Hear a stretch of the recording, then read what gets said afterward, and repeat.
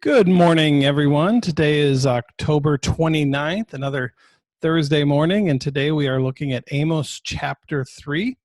It is getting towards the end of October, and November is going to be here this weekend. Can you believe we're already to November? This will be our last lesson in October, and it is cold outside. It has been so cold. It's crazy. It's unfair. It's like we've gone from 80 to 40 or 30. How about a couple days in the 60s? That would be nice. But anyway, wherever you may be, thanks for joining us today. And if you're listening to this later on the Grace Abides podcast, thank you for making this part of your time. If you're watching this on YouTube later, you may be watching this from somewhere colder, somewhere warmer, but we're glad that you're here. Good morning to those who are joining us live. Good morning, Jackie and Dee. Hope you are both doing well and staying warm and staying dry and taking good care of yourself. So today, we are in Amos chapter 3. So far, Amos chapter 1, Amos, the shepherd who basically comes off the pasture, right, has no theological training, comes in and starts speaking on behalf of God and starts talking about all of Israel's neighbors who have done terrible things to Israel and who have done terrible things, and starts proclaiming judgment on them. And then Amos chapter 2 turns to Israel and starts talking about all the things that Israel has done, all the terrible things that Israel has done. So you can find those on the Grace Abides website, Grace Abides podcast, or on the YouTube channel where we're posting these. So good morning, Peggy. Great to have you here. So now we're in Amos chapter 3, talking more about Israel. So we're just going to jump right in to verses 1 and 2. Hear this word that the Lord has spoken against you, O people of Israel, against the whole family that I brought up out of the land of Egypt. You only have I known for all the families of the earth. Therefore, I will punish you for all your iniquities. You only have I known of all the families of the earth. Therefore, I will punish you for all your iniquities.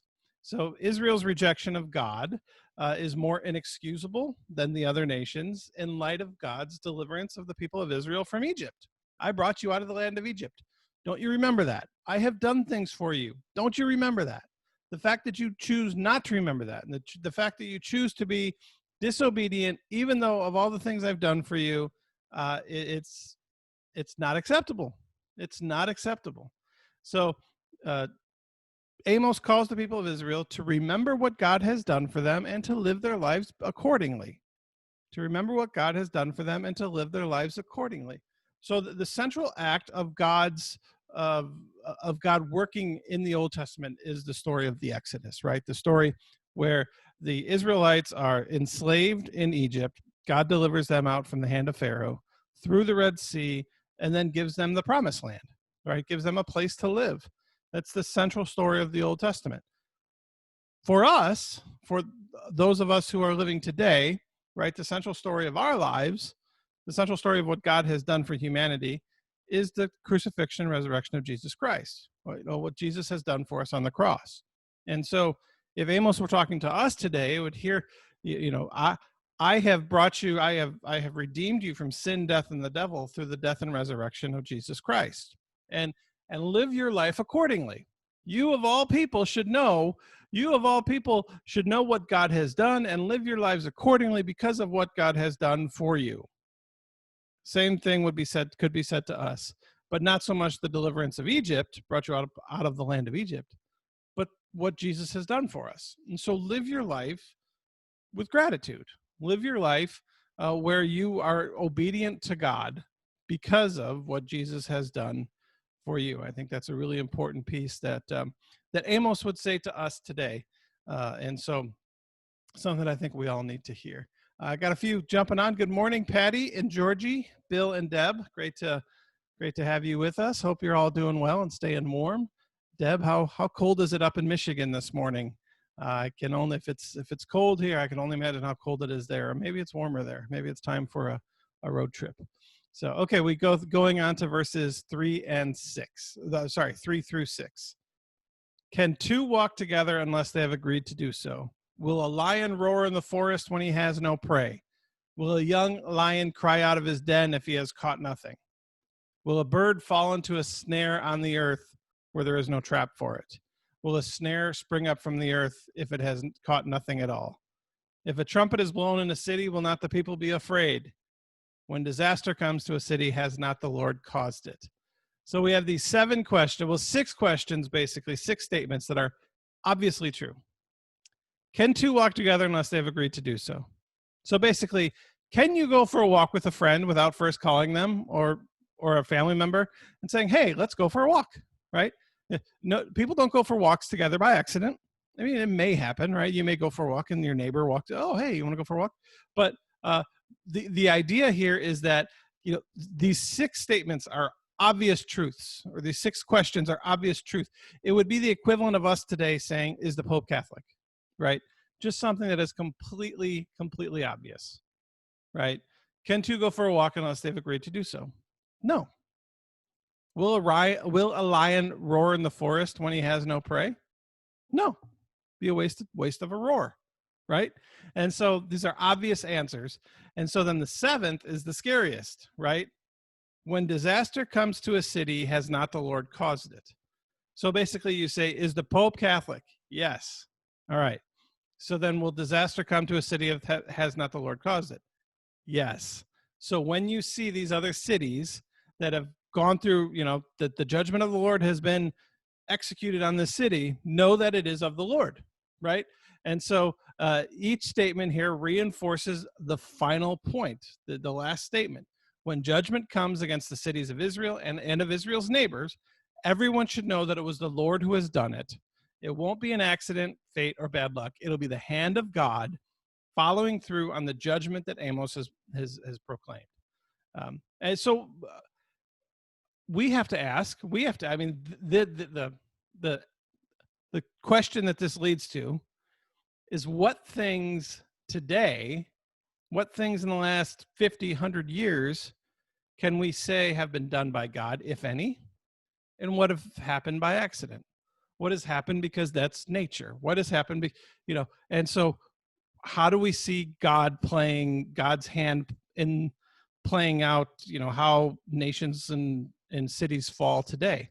I think that's, something that we struggle with, right? Does God send hurricanes? Does God send earthquakes? Does God take sides in a war?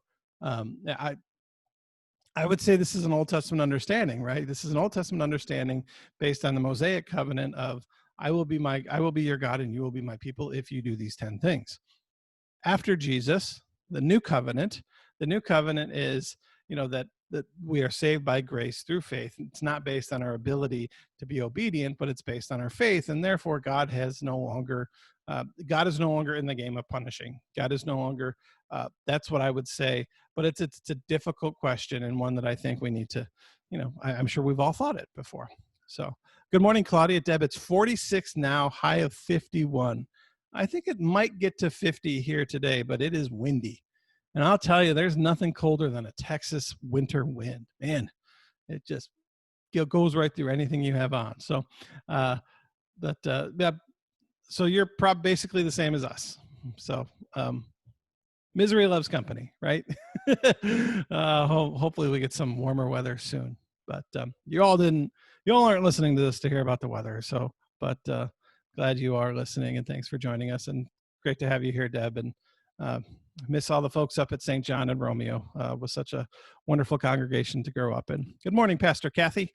Great to have you joining us. Okay, verses 7 through 8.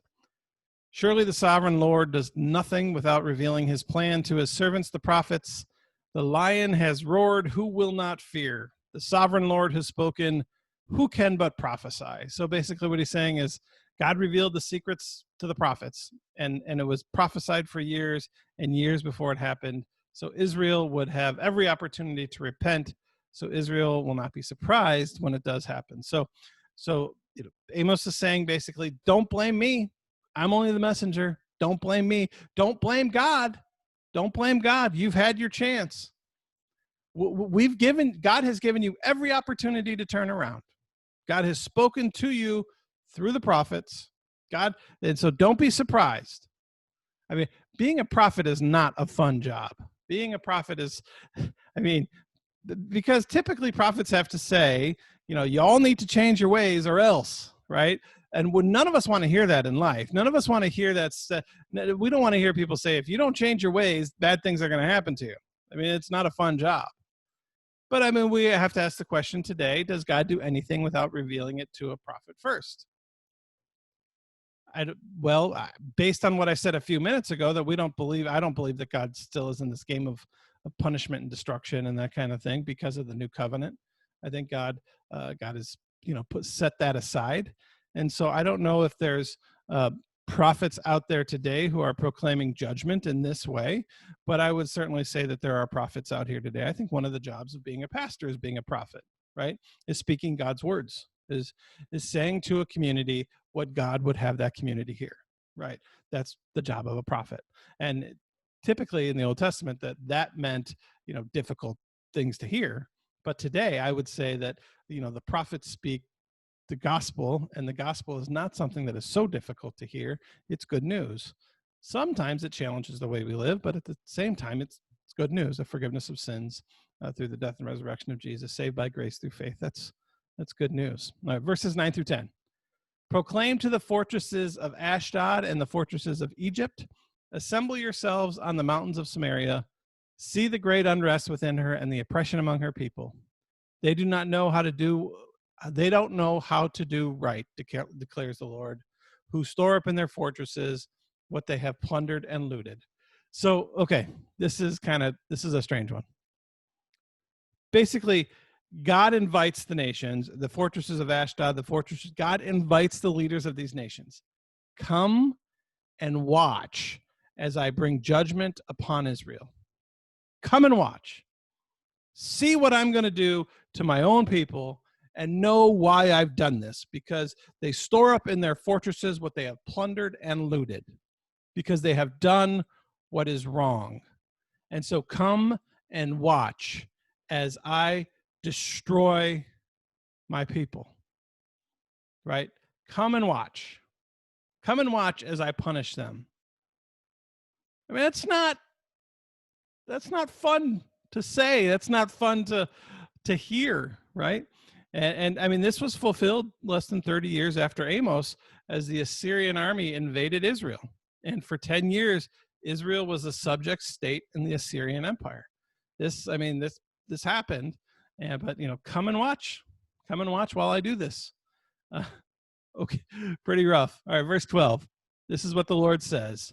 As a shepherd rescues from the lion's mouth only 2 leg bones or a piece of an ear, so will the Israelites living in Samaria be rescued, with only the head of a bed and a piece of fabric from a couch. All right. What does that mean? Okay, so as a shepherd takes from the mouth of the lion 2 leg bones or a piece of an ear. Exodus 22:10-13 says that if an animal dies in the care of its shepherd, the shepherd must make restitution to the owner of the animal, unless that shepherd can bring the remains that demonstrate that the animal was attacked by a predator. So if you can bring the bones that show that clearly the animal was attacked by a lion, well, then you don't have to make restitution. But if you can't bring anything, basically what's saying is that your sheep ran off, right? Your whatever animal you have in care of a shepherd, it ran off because the shepherd wasn't doing his job. And so then you have to make restitution. So then Amos's comparison is this, that when invasion comes for the people of Israel, devastation will be so complete that all that will be left as proof of the devastation is scraps of furniture, the head of a bed and the piece of fabric from a couch. All that will be left are scraps of furniture. And that will be the only proof that people haven't run away. That will be the only proof of the devastation. That will be the only proof of the loss, of the Lord's judgment. I mean, this is one of those things like the word of the Lord, thanks be to God, right? I mean, that's tough to hear. I mean, how do you respond when you hear something like that? I mean, what do you say when you hear something like that? I mean, that's just, who would be the one who'd want to say that? I mean, the only thing that's going to be left are the scraps of your furniture. But, when you see devastated land after after, a place has been bombed out, or after war. I mean, that's basically what you see, right? You see scraps of furniture.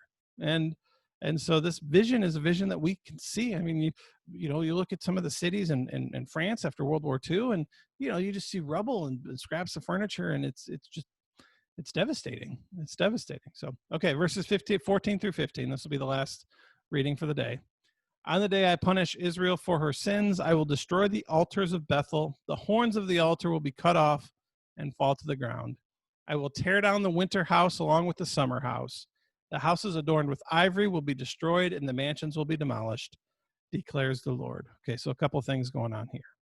The altars of Bethel and the mansions are going to be demolished. God's judgment is not going to stop at places of worship that are outside, that are idol worship, that are places outside of Jerusalem, places where there shouldn't be worship, and where the horns of the altar, places where they're doing idol worship, not worship, they're worshiping other than God.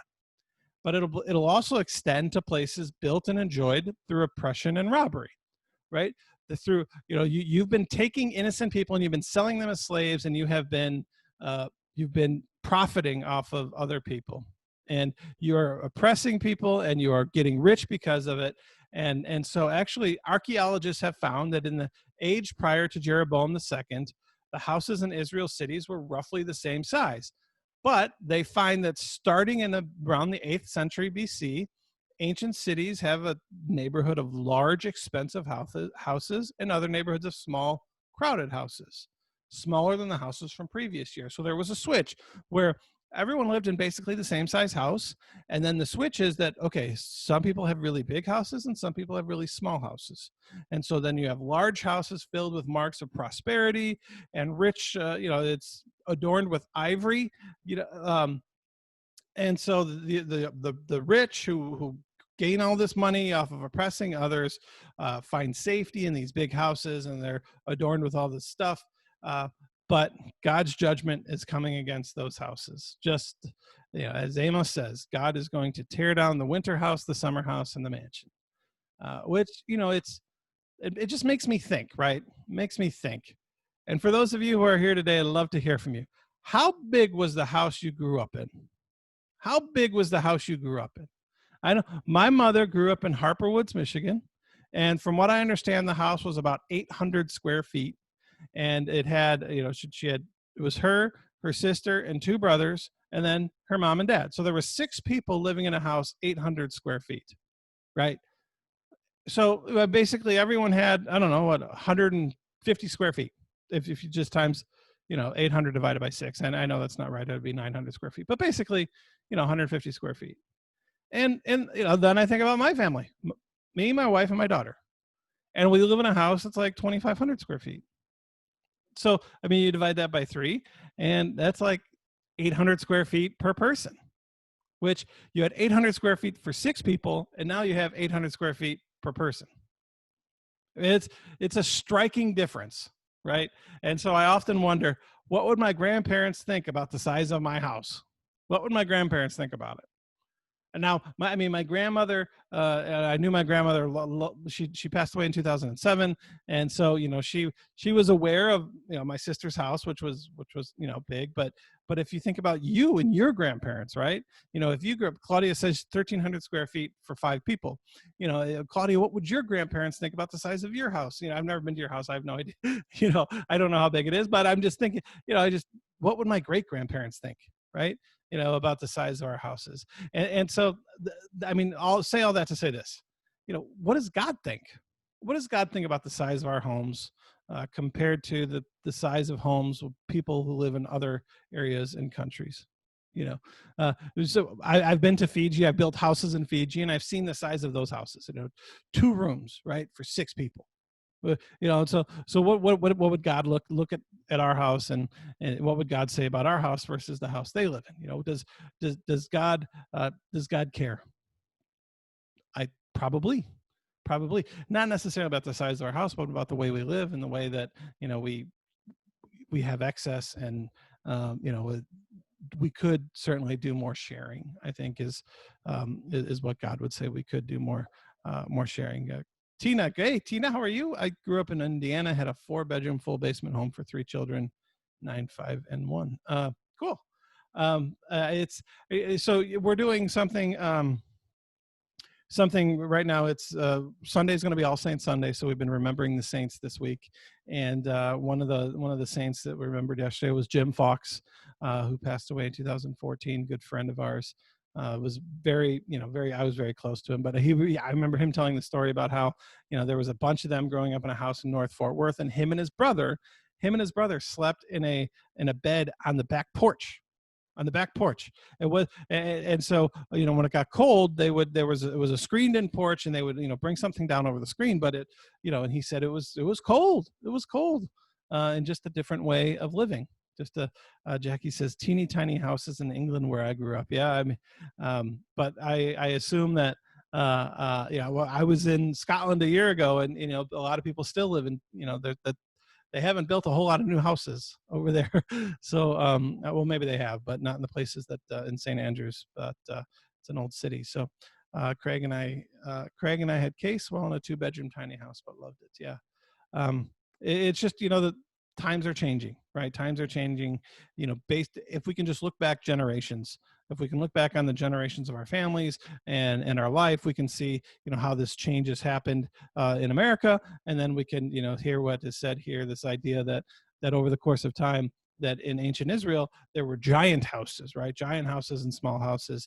And, just something to think about. Again, God is not proclaiming judgment on the United States. God has kind of set this aside, and it is now, our salvation is based on grace through faith. But I think it's something to think about when we think about, our generosity and how in ways that we can help others and share with others. So, okay, we will stop there. Worship this weekend, All Saints Sunday. We will have worship outdoors at 9 a.m. It might be a little cold, but bring a blanket. We'd love to have you. We still have plenty of room for indoor service at 11. So if you want to make a reservation for indoor service, just send me an email. And of course, we will be live streaming right here on the Abiding Grace Facebook page. So thank you for joining me today. Hope you have a wonderful weekend, and I will see you very soon. And we'll close with a word of prayer.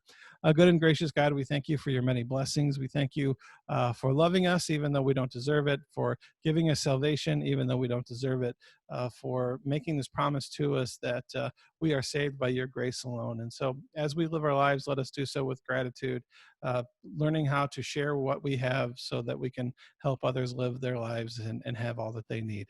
In Jesus' name, amen. All right, everybody, thanks again. Take good care of yourselves, and I will see you on Sunday and then next Tuesday.